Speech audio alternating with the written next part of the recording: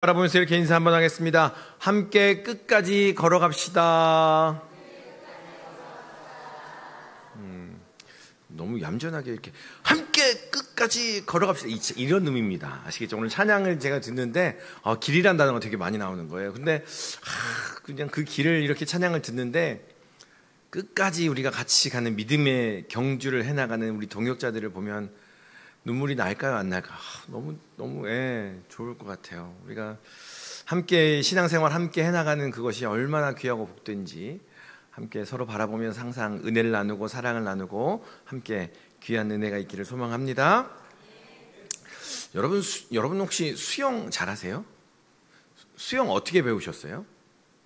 저는 저희 작은 아버지께서 저기 전라도 순천에서 목회를 하셨는데 전도사님 되셨어요.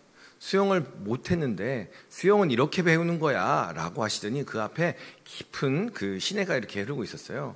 근데 저를 들쳐 업더니 확 던져버리시는 거예요. 수영은 이렇게 배우는 거야 이러면서. 그래서 처음에 계속 너무 물을 먹으니까 작은 아버지께서, 삼촌이 저를 목마를 태우고 이렇게 가시는 거예요. 근데 이제 목마를 태우고 이렇게 가니까 이제 좀 자신감이 생기죠. 이제 몇 번 물을 먹고 나니까 이쯤이면 내가 수영할 수 있을 것 같아요. 내려줘 보세요. 확 내려줬더니 발이 안 닿아요. 또 한참 물을 먹었던 그런 기억이 있습니다. 우리는 항상 생각을 해요. 이쯤이면 내가 뭔가 할 수 있을 것 같아요. 이쯤이면 내가 뭔가 할 수 있을 것 같아요. 이런 생각을 우리가 종종 합니다. 그때야 그 얕은 물가였으니까 그냥 그렇게 물 어느 정도 먹고 지나갔는데, 이런 이야기가 있어요. 그 나이아가라 폭포에 줄을 이렇게 매달고 외줄타기를 하는 공개사가 있었어요. 이름이 찰스 브론딘이라는 공개사였어요. 이 사람은 앞으로 가는 건 너무 쉽고 뒤로도 가기도 하고 거기 앉아서 밥도 먹고 이 정도 하는 사람이에요. 나이아가라 폭포, 여러분 안 놀라세요? 모르세요? 나이아가라 폭포에 줄을 매달고 거기를 왔다 갔다 하면서 밥도 먹고 이렇게 중간에 의자에 앉아서 음식도 먹고. 그런데 이제 한 번은 이야기를 하는 거죠. 혹시 저의 목에 목마 태우고 함께 가실 분? 이러니까 갑자기 사람들이 조용해지는 거예요. 너무 멋져요. 실력 최고인 거 알겠어요. 근데 저의 실력을 믿고 함께 가실 분? 이러니까 갑자기 조용해지는 거예요. 그런데 어느 날 한 사람이 이제 같이 갑니다. 상상을 해봤어요. 저야 그냥 얕은 물가니까 이쯤에서 내려주시면 제가 한번 수영해 볼 수 있을 것 같아요 라고 생각하며 작은 아버지 어깨를 뿔뚝 띄워서 이렇게 물속에 뛰어들었지만, 만약에 그 나이아가라 폭포에서 줄을 매단 그 외줄 위에서 그 찰스 브론딘의 어깨를 타고 이렇게 줄타기를 하다가 중간쯤 갔는데 그 어깨를 타고 있던 한 사람이 이렇게 이야기하는 거예요. 이제는 제가 갈 수 있을 것 같아요. 내려줘 보세요. 이게 가능할까요? 아마 그렇게 말을 한다면 우리 주변의 사람들 다 그럴 거예요. 죄송합니다. 저 미친 거 아니야? 죽으려고 똥땡땡 했네 이런 거 있잖아요.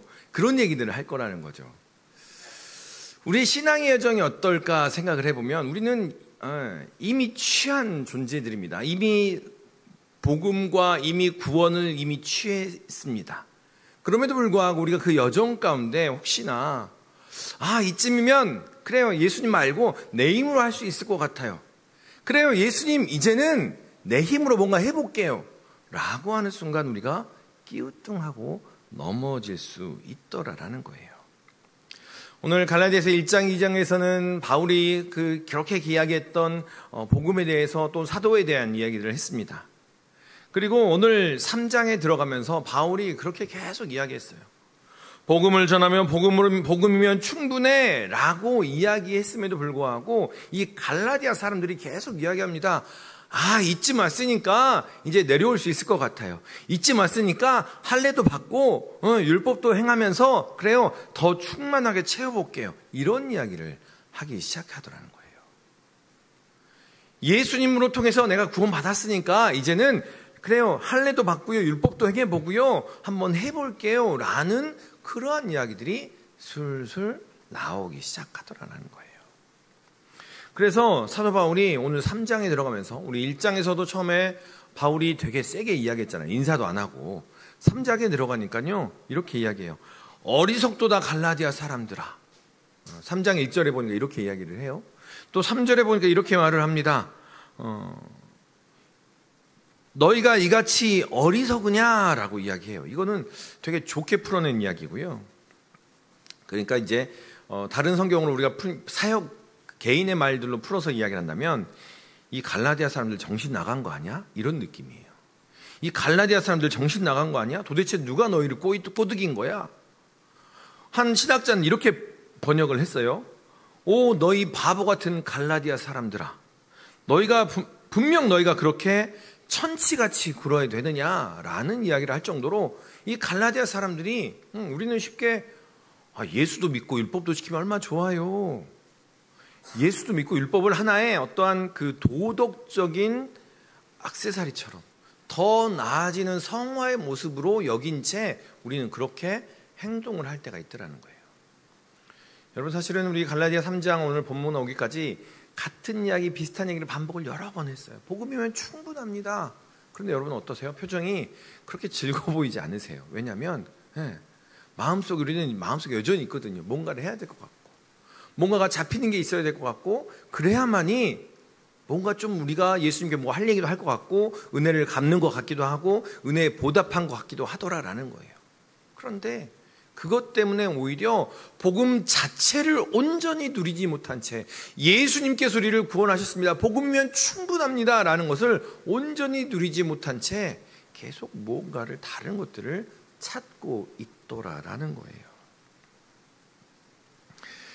갈라디아 사람들이 이제 성숙했다라고 여긴 것 같습니다. 그래서 할례도 받는다고 이야기하고요, 율법의 행위도 필요합니다. 그래요, 나 이제 유대인처럼 한번 그려볼게요, 유대인처럼 그렇게 멋진 그 신앙인처럼 살아볼게요 라는 태도를 갖습니다. 그러자 오늘 1절과 3절에서 이야기하는 것처럼 바울이 열을 냅니다.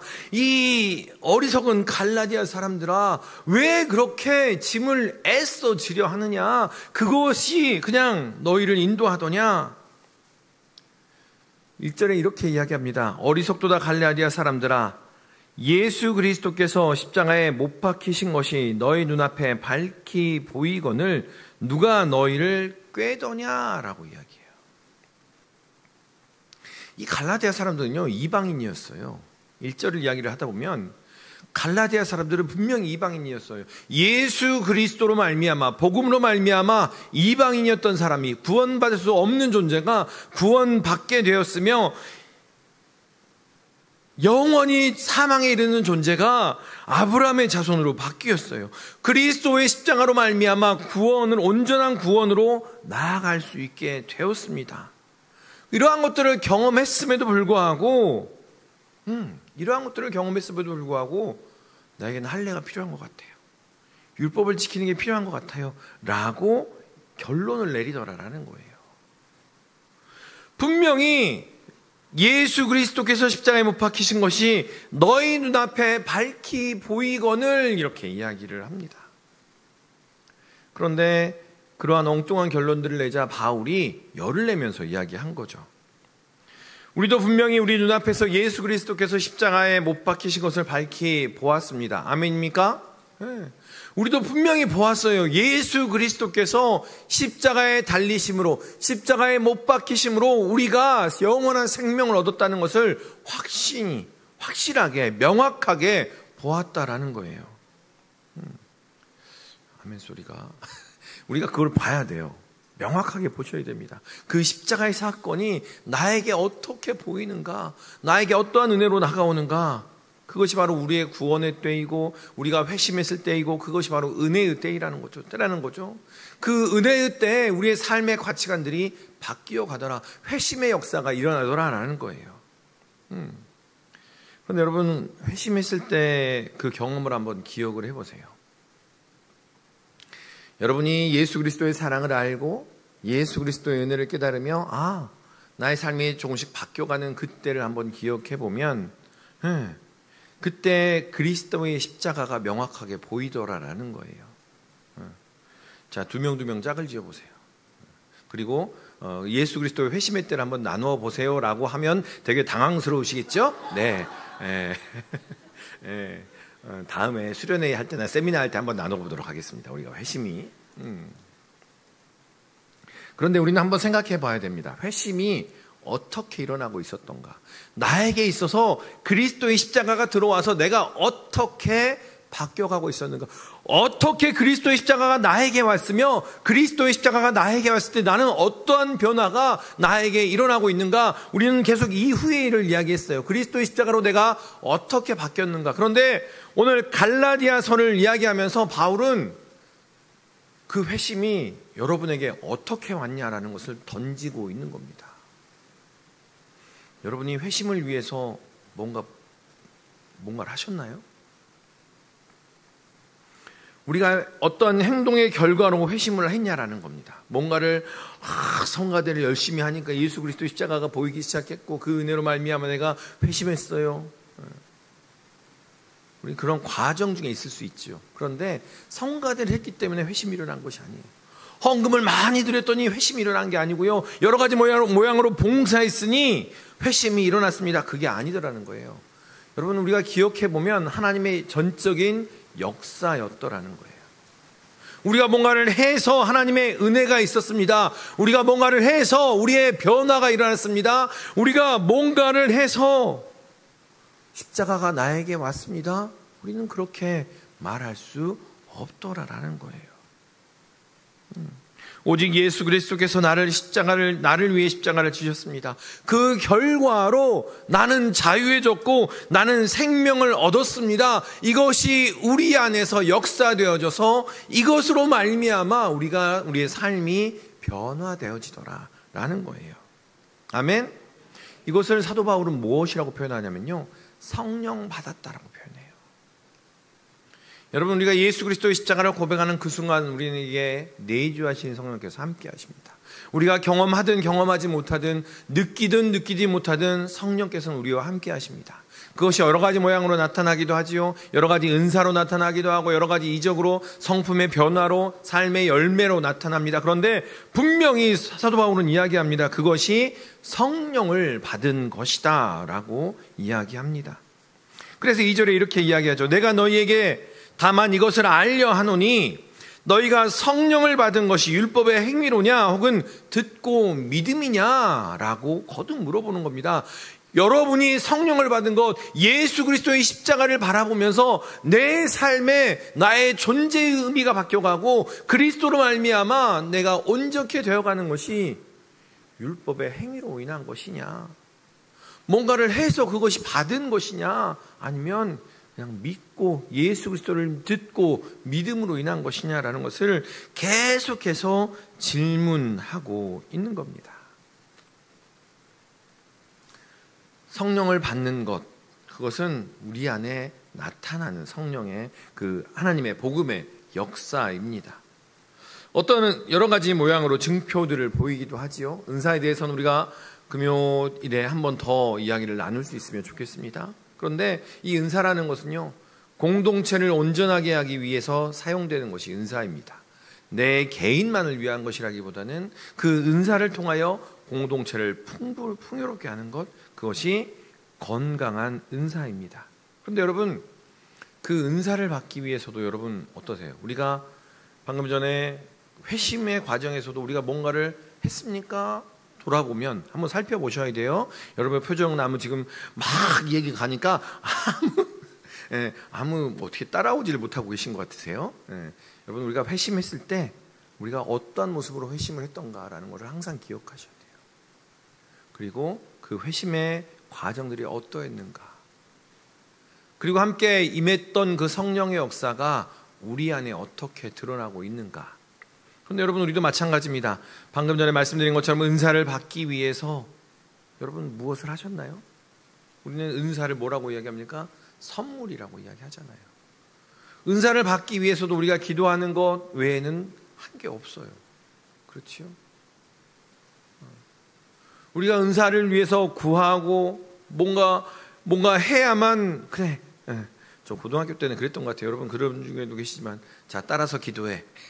그러면 방언을 하기도 하고, 그렇죠?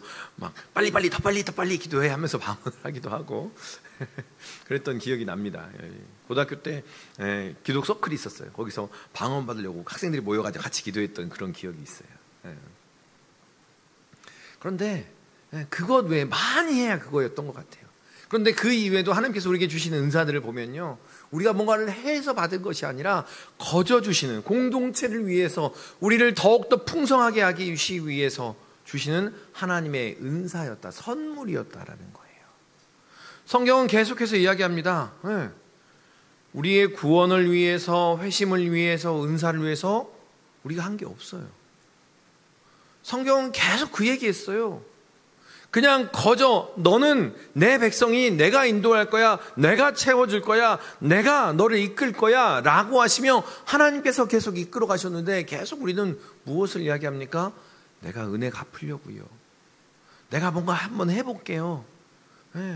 그것이 선을 넘어서 때로는 구원을 그렇게 해야만 구원을 받는 것처럼 우리는 이야기를 하더라라는 거예요. 전적인 하나님의 은혜가 무엇인지 우리가 다시 한번 생각해 보았으면 합니다. 그 은혜의 밑바탕에는 예수님이 계시며 그리스도가 계시며 그리스도께서 나를 위해 십자가에 달려 죽으셨다는 그 고백이 가장 밑바닥에 깔려 있다는 것을 기억하시기를 소망합니다. 그 고백으로 말미암아 우리의 회심의 은혜와 또 은사의 역사들이 우리 안에 거저 주시는 하나님의 선물이더라라는 거예요. 그 고백으로 말미암아 우리를 인도하시는 하나님의 역사, 그 이후에 그것이 감사로 드러나는 것이지 우리가 뭔가를 해야 한다. 바울은 계속 그래서 이 갈라디아 사람들에게 이야기한 겁니다. 너희가 그렇게 구원을 받은 것, 너희가 하나님의 백성이 된 것이 뭔가를 행해서 하던 거냐, 행해서 얻은 것이더냐, 거저 받은 것 아니더냐 라는 그러한 이야기를 하고 있는 겁니다.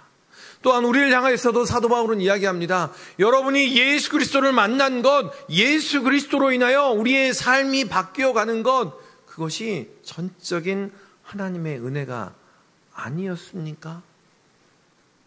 그렇다면 여러분들은 그렇게 회심하시고 그렇게 은사를 받으셔놓고서는 왜 다른 사람을 향해서는 그렇게 이야기합니까? 그렇게 해야만 해, 그렇게 봉사해야 돼, 헌신해야 돼, 왜 무언가를 해야 하는 듯 조건으로 받아들이게, 아니면 은사를 받아야만이 좋은 신앙인인 것처럼 이야기하고 있습니까? 라고 바울은 여러분에게 얘기하는 게 아니고 저 갈라디아 교인들에게 여러분에게, 우리도 마찬가지인 것 같아요. 우리는 그것을 계속 기억해야 됩니다. 예수님께서도, 하나님께서 우리를 그렇게 맞아주셨다면 우리도 함께 서로를 바라보며 함께 그러한 모습으로 맞이하며 나아가야 하더라라는 거예요. 기억하시기를 바랍니다. 우리는 아무런 공로가 없습니다. 십자가의 구원에 대한 감사의 반응, 그 은혜에 대한 감사의 행동, 그 구원에 대한 감사의 반응과 행동만이 있을 뿐이라는 것입니다. 우리에게 감사로 다가왔다면 그 감사가 다른 이들에게도 넘칠 수 있도록 그 자리를 만들어주는 것, 그것이 주님께서 우리에게 당부하시는 그 역할이라는 것입니다. 그것이 바울이 갈라디아 사람들에게 1절에서 어리석구나 갈라디아 사람들아, 너희가 왜 그렇게 할례를 이야기하며 율법을 이야기하느냐라고 소리를 높였던 그 이야기인 것을 기억하시기를 소망합니다. 행여나 우리의 마음 가운데 감사의 반응이 아니라 때로는 빚진 마음으로 뭔가를 해야 그 은혜를 갚을 것 같아요 라고 한다면, 오히려 그래요, 그 마음은 하나님께서 우리를 기뻐하시겠지만 진정 하나님께서 우리에게 원하시는 것은요, 오히려 더 자유함이라는 겁니다. 그래, 복음은, 내가 너에게 베푼 그 십자가의 복음은 그게 아니야 라고 거듭 우리에게 말씀하고 계시는 겁니다. 바라기는 그 감사가 우리뿐만이 아니라 다른 이들에게 넘치는 그러한 은혜가 있기를 소망합니다. 그 감사를 우리 함께 모두 누리는 우리 모든 믿음의 식구들 되시기를 주님의 이름으로 축원합니다. 사도 바울이 3장 1절에서 그렇게 이야기한 후에 경험에 대한 얘기를 계속해요.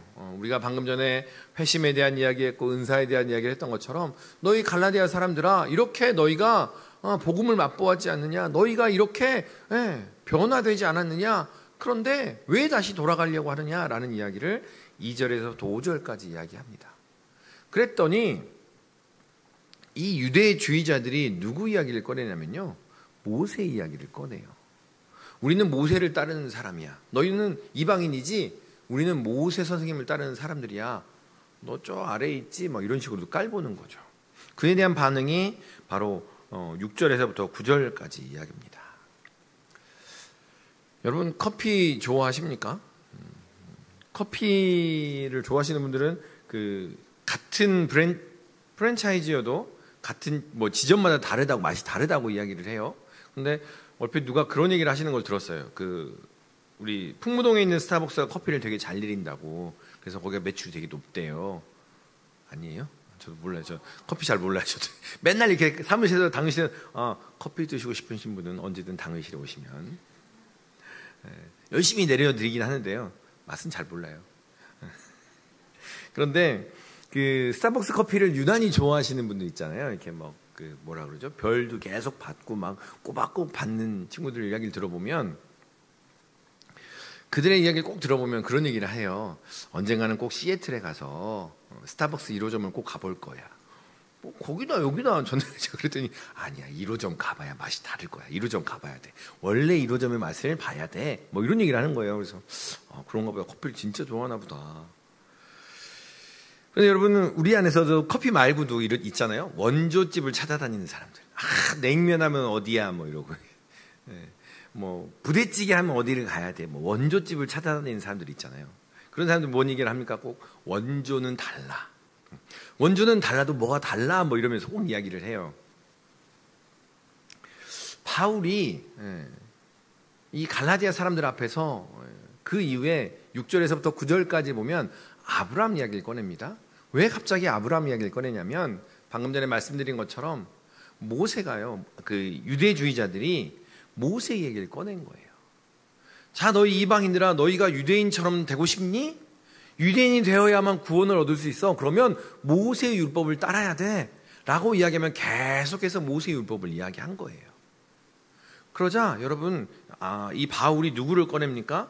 모세보다도 적어도 400년 이상 앞선 아브라함을 꺼내요. 그래서 이 유대주의자들을 살포시 눌러주는 이야기가 바로 6절에서 9절 이야기입니다. 왜 갑자기 아브라함을 꺼내나? 유대주의자들이 계속 이야기를 한 거죠. 모세를 봐라. 모세를 통해서 하나님의 율법이 주어지지 않았냐? 모세를 통해서 출애굽이 이루어지지 않았냐? 모세의 율법을 따라야 된다. 모세가 위대한 선생님이다 라는 이야기를 계속 했던 거예요. 그래서 바울이 아브라함을 이야기를 꺼내면서, 자, 아브라함이 믿음 1호점입니다. 믿음의 원조집입니다 라고 이야기하면서 이 얘기를 꺼낸 거예요. 그래서 우리가 아브라함 그러면 믿음의 조상 이야기를 하는 이유가 바로 거기에 있습니다.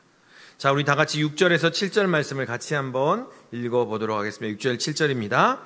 아브라함이 하나님을 믿음에 그것을 그에게 의로 정하셨다 함과 같으니라. 그런즉 믿음으로 말미암은 자들은 아브라함의 자손인 줄을 알지어다. 아멘. 아브라함의 얘기는 자주 언급을 했습니다. 아브라함이 나이가 많아 자녀가 없을 때 하나님께서 그에게 후손을 주시겠다라고 말씀을 하시죠. 그리고 장막 밖으로 데리고 나갑니다. 하늘의 별들을 보여주시며 너의 후손이 이렇게 이 별들처럼 많게 될 거야 라고 이야기하자 아브라함이 그것을 믿어요. 그를 믿으니 하나님께서 그를 의로 여기셨다라고 성경이 기록을 하고 있습니다. 그 모습을 다시 한번 잘 천천히 한번 구분지어서 한번 생각해 보았으면 합니다. 하나님께서 아브라함에게 하늘의 많은 별들을 먼저 제시하십니다. 보여주십니다. 그 별들로 먼저 약속을 이렇게 행하신 거예요. 그리고 아브라함은 어떻게 합니까? 인간적으로 믿어지지 않아요. 지금 당장 이제 100세가 되어가고 80대 후반 넘어가는데 자녀가 없는데 어떻게 이제 자녀가 있을까? 이런 인간적으로는 이루어질 것 같지 않은에도 불구하고 그래, 안 될 것 같은데, 나는 안 될 것 같은데 하나님이시니까, 야훼 하나님이니까 그 진실하심을 한번 믿어보는 거죠. 그래서 아브라함이 하나님께 맡긴 겁니다. 그 마음을 툭 맡긴 거지요. 그 마음을 맡기니 하나님께서 그 맡긴 것을 의롭다 여기셨다라고 이야기를 하고 있습니다. 그러니까요, 아브라함은 그것을 툭 던져놓는 것 외에는 아무것도 하지 않았어요. 그 믿음을, 약속을 제시하시고 보여주시고 그 모든 것을 이끄신 것은 하나님이셨어요. 그렇죠? 그냥 아브라함은 그냥 하나님의 그 진실하심을 믿고 맡겼을 뿐입니다. 오늘 3장 1절에서 이렇게 이야기합니다. 어리석도다 갈라디아 사람들아, 예수 그리스도께서 십자가에 못 박히신 것이 너희 눈앞에 밝히 보이거늘. 여러분의 눈앞에 예수 그리스도의 십자가가 이미 먼저 제시되었다라는 거예요. 아브라함에게 하나님께서 하늘의 뭇별을 보여주시며 약속을 하셨던 것처럼 여러분에게 예수 그리스도의 십자가를 먼저 제시하시고 먼저 보여주시고 먼저 약속을 행하시며 하나님께서 그것들을 제시하고 계시더라라는 거예요. 여전히 이 세상의 사람들은 이야기합니다. 그거 갖고 되겠어? 여전히 어떤 사람들은 이야기합니다. 그렇게 신앙생활해서 되겠어? 그것만으로 되겠냐고, 그것이 어떻게 너희를 구원할 수 있겠냐라고 거듭거듭 우리를 미혹합니다. 그럼에도 불구하고 아브라함이 하나님께 툭 맡겼던 것처럼 우리의 마음을 하나님께 맡기는 겁니다. 그 십자가를 통하여 우리를 구원하신 그 예수님께, 예수님이시니까, 하나님이신 예수님이니까 그것을 맡기는 겁니다.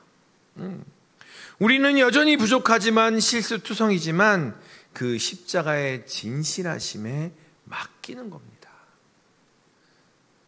십자가를 보았어요.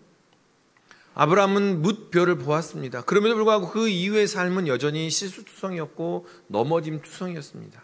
그럼에도 불구하고 하나님께서는 그를 온전히 당신의 땅으로 인도하시더라라는 거죠.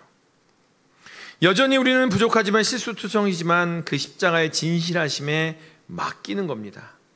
아브라함이 맡김으로 말미암아 그를 의롭다 여기셨던 것처럼 우리가, 그래요, 우리는 부족해요, 우리는 연약해요. 그런데 그 십자가에 한번 맡겨봅시다. 그것이 믿음이니 맡김으로 말미암아 의롭다 여기셨습니다 라는 이야기를 6절에서부터 9절까지 하고 있는 겁니다. 그래서 7절에 이렇게 이야기합니다. 우리 7절을 다시 한번 읽겠습니다. 7절 같이 한번 읽습니다. 시작. 그런즉 믿음으로 말미암은 자들은 아브라함의 자손인 줄 알지어다. 아멘. 그러니까 앞에서 무엇이라고 얘기했습니까? 유대주의자들은요, 너희가 할례를 받아야 되고 율법을 행해야만 유대인이 되는 거야. 유대인이 되어야만 구원을 얻을 수 있어. 그러니 모세를 따라서 그렇게 행동해야만 해 라고 이야기했는데요, 이 바울은요, 이 갈라디아 사람들에게 그보다 더 앞선 믿음의 1호점 아브라함 이야기를 하면서 믿기만 하면, 내어 맡기기만 하면 아브라함의 자손이 된다라고 이야기를 하고 있는 거예요. 모세를 통한 유대주의자들이 했던 이야기보다 훨씬 앞서서 믿기만 하면, 성경은 그렇게 이야기하고 있어, 믿음으로 말미암아 구원받는 거야 라고 거듭거듭 이야기하더라는 거예요. 그런데 우리는 생각할 수 있습니다. 여러분, 갈라디아 사람들이요, 이 유대주의자들이 오기 전에 예수 그리스도를 고백함으로 성령을 받았어요. 그러니까 율법을 알기 전에 이미 구원받은 사람들이라는 거예요. 아브라함이 먼저 믿음으로 구원을 받았습니다. 이 갈라디아 사람도 구원을 받았습니다. 그렇다면 이제 여러분에게 바울 선생님이 질문을 하고 있는 겁니다. 복음으로 충분합니까? 믿음이면 충분합니까? 다른 것 덧붙이는 거 오히려 복음을 멸시하는 겁니다 라고 이야기를 하고 있는 겁니다. 우리 역시 믿음으로 아브라함의 자손입니다. 무언가 다른 것이 필요 없다는 겁니다. 아브라함의 자손이 되기 위해서, 복음의 축복을 받기 위해서 필요한 다른 것이 절대 필요 없다라는 것을 바울은 우리에게 거듭거듭 이야기하고 있다라는 거예요. 우리의 중심 가운데 여전히 그래, 내가 이거는 해야 될 것 같아. 그래야 주님이 나를 기뻐하실 것 같아. 아니요, 여러분, 바울이 계속 이야기한다니까요. 여러분은 이미 충분히 하나님의 기쁨이라고, 여러분은 충분히 하나님의 소망이라고, 여러분은 이미 하나님의 축복이라고 이야기하고 있더라는 거예요. 거기서부터가 시작이다라고 거듭거듭 바울은 이야기하고 있습니다. 말씀을 마치겠습니다. 종교개혁자 루터는 율법과 복음의 차이를 이렇게 이야기합니다. 율법은 이것을 하라라고 말한다. 그러나 복음은 그리스도께서 그것을 모두 하셨다라고 말한다. 율법은 인간적 성취의 행위를 요구한다. 복음은 그리스도의 성취에 대한 믿음을 요구한다. 율법은 요구사항을 제시하며 우리에게 순종하라라고 말한다. 복음은 약속을 제시하며 우리에게 믿으라라고 말한다. 기억했으면 합니다. 그 복음이 우리에게 거듭거듭 약속으로 다가오더라라는 겁니다. 우리의 모습을 자랑하고 싶고 그들의 모습을 짓누르고 싶을 때, 나의 강함이 보이고 그들의 연약함이 보일 때, 때로는 온통 나를 짓누르며 나의 연약함이 오히려 나를 뒤덮을 때, 그때 십자가를 한번 보십시다. 그리고 그때마다 우리가 밝히 보았던 그 십자가를 다시 한번 밝히 보여주십시다.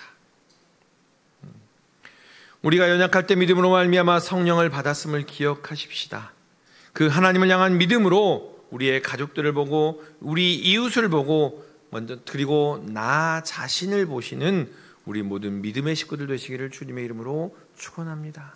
그래서 오늘 1절에서 이야기한 것처럼 예수 그리스도께서 십자가에 못 박히신 것이 너희 눈앞에 밝히 보이거늘, 그 십자가를 먼저는 밝히 보시기를 소망합니다. 그리고 하루하루 순간순간마다 그 십자가를 보여주시고 그 십자가를 증거하시는 우리 모든 믿음의 식구들 되시기를 주님의 이름으로 축원합니다. 기도하겠습니다.